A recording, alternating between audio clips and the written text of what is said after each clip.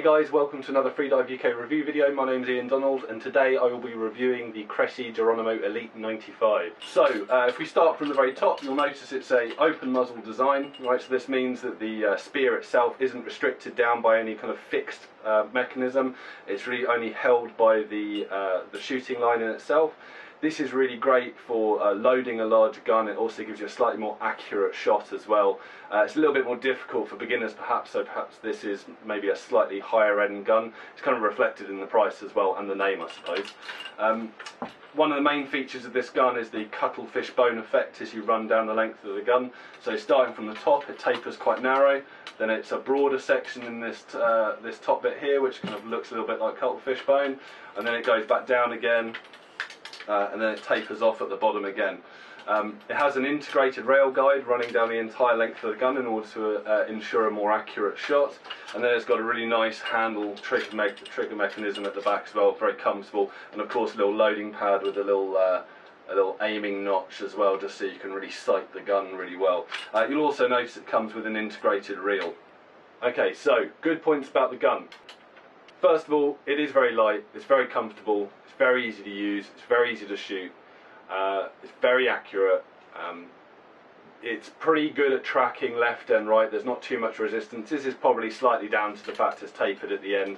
I wouldn't give too much credit to this cuttlefish bone sort of design. Maybe there's a certain amount of drag resistance reduced, but once you've got the shooting line on it, once you've got the rubbers pulled back, you've still got quite a lot of stuff in the water to pull through. The spear itself is very good quality. It's nice burnished metal sort of design. All the line setup is really appropriate. Everything tucks out the way really nicely, and it's very easy to actually aim down the length of the gun. Now, bad points about the gun.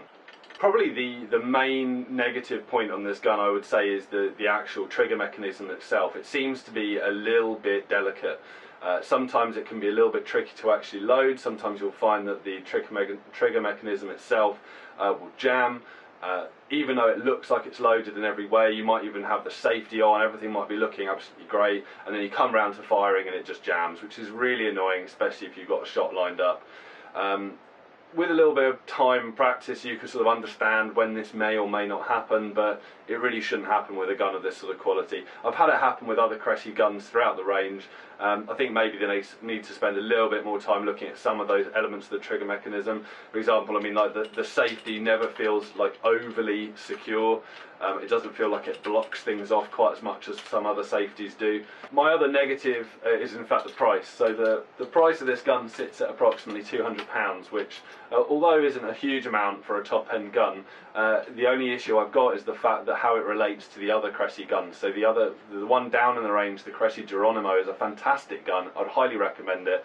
And really the only difference, it doesn't come with the reel, and it's got a different shaped barrel. Okay, it's still aluminium, it's still got the rail guide running down it, but it doesn't have this cuttlefish bone effect.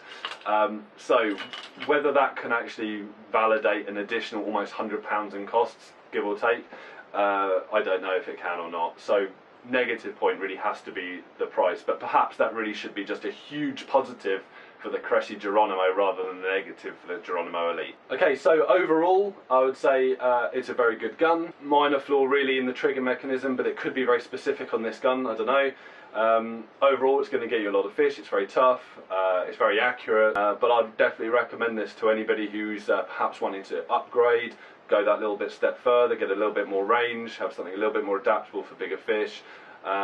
It's a really good buy. Cool, alright, so thanks for watching another FreediveUK video.